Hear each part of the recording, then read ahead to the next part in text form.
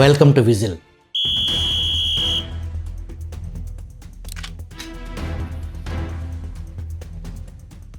భారతదేశంలో ఎస్సీ రిజర్వేషన్లు అమలవుతున్న కులాలు సుమారు 1100 కులాలు ఎస్సీ జాబితాలో చేర్చారు. ఎస్టీ తెగలు సుమారు 700 వరకు ఉన్నాయి. మరి క్రిస్టియన్ మతంలో కులాలు ఉన్నాయా అంటే మతపరంగా లేవు. క్రిస్టియన్ థియాలజీ ప్రకారం క్యాస్ట్ సిస్టమ్ అనేది అసలు లేనే లేదు.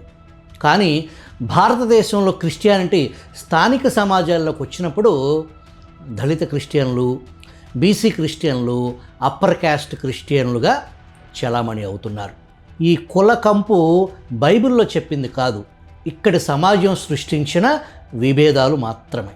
క్రిస్టియానిటీలో అసలు ఉన్న విభజన మతపరంగా ఉన్నది కానీ కులపరంగా కాదు.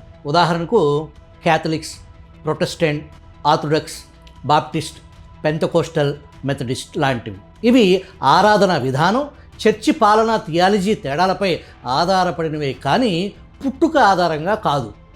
మరి మన రాజ్యాంగంలో ఎస్సీ హోదా సంగతి ఏంటి? భారత రాజ్యాంగం ఆర్టికల్ 341 ఇది రాష్ట్రపతికి ప్రత్యేక అధికారాన్ని ఇస్తుంది.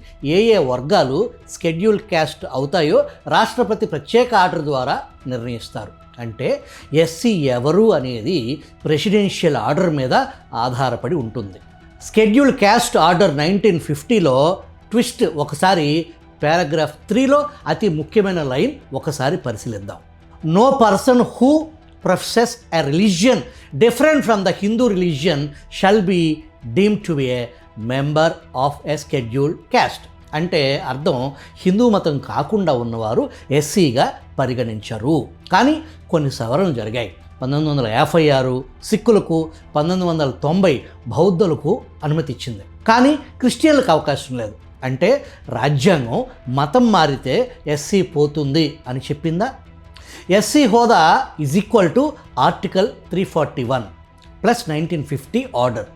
ఆ ఆర్డర్లో మత షరతు పెట్టారు. దళితుడు plus Hindu is equal to SC దళితుడు. మతం మారితే ఎస్సీ హోదా దక్కదు.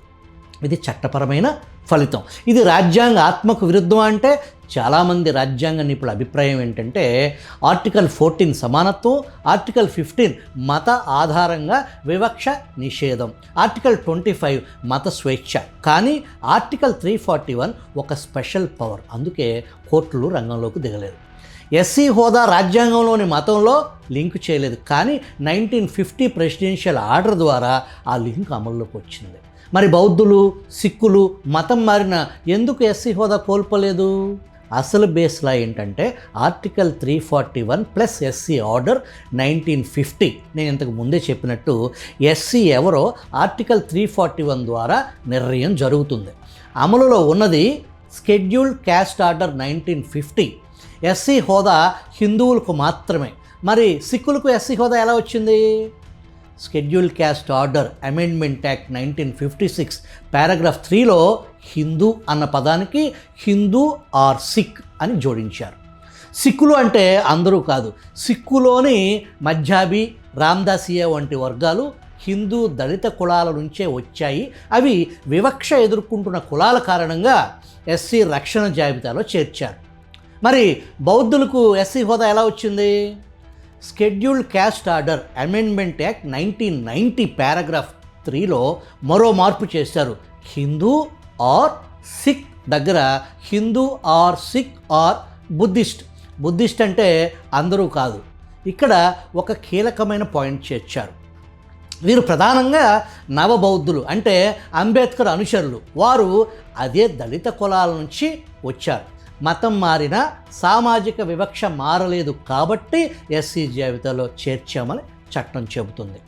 మరి మిగిలిన ఇతర మతాలు, క్రిస్టియన్లు, ముస్లింలకు ఎందుకు ఇవ్వలేదు అనే ప్రశ్నకు ప్రభుత్వాల వాదన సిక్కులు, బౌద్ధులు హిందూ సమాజానికి దగ్గరైన మతాలు. క్రిస్టియానిటీ, ఇస్లాం కుల వ్యవస్థకు బయట ఉన్న మతాలు అనేది అధికారిక వాదన. క్రిస్టియానిటీ లేదా ముస్లిం మతాలను అవలంబిస్తూ ఎస్సీ హోదా చట్ట రక్షణ, ఉద్యోగాల్లో, రాజకీయాల్లో రిజర్వేషన్లు ఎంతవరకు కరెక్ట్ అని తీవ్రంగా విమర్శించేవారు ఉన్నారు. మతం మార్చుకుని కూడా ఎస్సీ రిజర్వేషన్లు అనుభవించటం న్యాయం కాదు.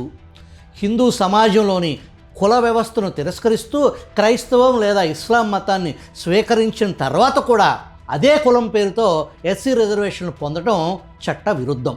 ఇది నిజంగా సామాజిక న్యాయం కాదు, వ్యవస్థలోని లోపాలను ఉపయోగించుకోవటమే అనే వాదన ఉంది.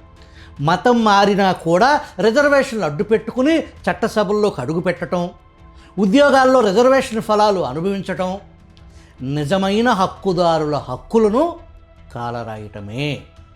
మతం మారితే కులం పోతుంది, కానీ రిజర్వేషన్ దగ్గరకు వచ్చేసరికి మాత్రం అదే కులం గుర్తు చేసుకోవటం ద్వంద్వ వైఖరి కాదా?